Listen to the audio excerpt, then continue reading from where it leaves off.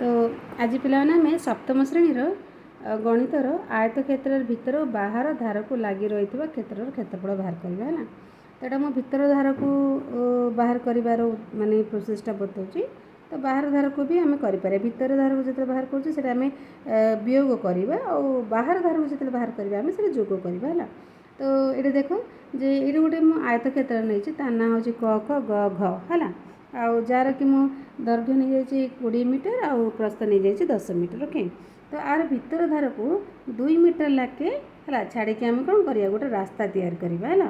तो आपको करने आमर प्रोसेस कौन ना देख प्रथम कौन कर भीतर धार को जो आम 2 मीटर छाड़ा ताहले ता भीतर गोटे तुम आयतचित्रटी पाइब जा ना मुझे उ च छ ज आ बाहर क्षेत्रफलटा कौन देती क ख ग घ। तो आम कौन करिया उ च छ ज क्षेत्रफल केते बा भीतर बड़का जगार क्षेत्रफल केते आम बाहर करिया माने प्रश्न एमती आसीबो हला। जदि भीतर पाख कही ताले भीतर पाख एमती तुम कौन पचारि पारे ना भीतर पाखर क्षेत्रफलटा पचार एटा भी पचारि पारे है बुझल केते जा प्रोसेस अच्छी बा तुम रास्तार क्षेत्रफल ही पचारि पारे मैं रास्तार क्षेत्रफल केते एटा भी पचारि पारती बा रास्ता तैयार करिया जदि मीटर तुमर 5 टंका लगिला तो मोट रास्ता तैयार करू केते खर्च हला।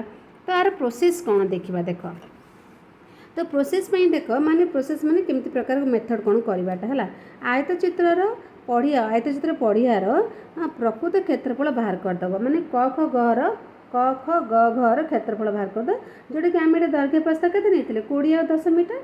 तो 10 और 20 गुणन कहीं आयतचित्र क्षेत्रफल सूत्र कौन दैर्घ्य इंटू प्रस्थ।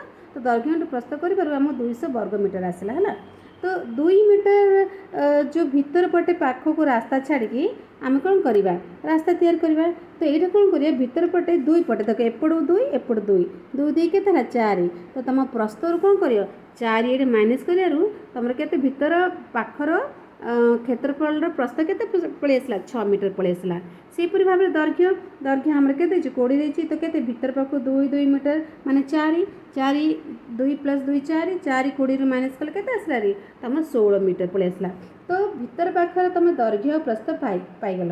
तो भीतर पाखर ना कौन नहीं आम उ च छ ज क्षेत्रफल बाहर कर दिया 16 इंटू 6 है ये तुम पाइछ 6 ये पाइछ 16 ताहले गुणन कर आसला क्षेत्रफल बाहर कर आसला 96 वर्ग मीटर। अच्छा रास्तार क्षेत्रफल कौन बाहर करिए ना बाहर क्षेत्रफल वियोग भीतर क्षेत्र क्षेत्रफल है जोटा कि आम क ख ग घ क्षेत्रफल वियोग उ च छ ज क्षेत्रफल 200 वर्ग मीटर 96 वर्ग मीटर आम माइनस कले के 104 वर्ग मीटर। तो आम ये उदाहरण नहीं ना जे 1 मीटर को 5 टंका खर्च करवा ताहले तुम ये केते वर्ग किलोमीटर आसला रे 104। तो 104 केते खर्च हम बस गुणी देव ताको 520 टंका तुम खर्च हम। जदि सेमती भाव में आम बहिर उदाहरण देखा।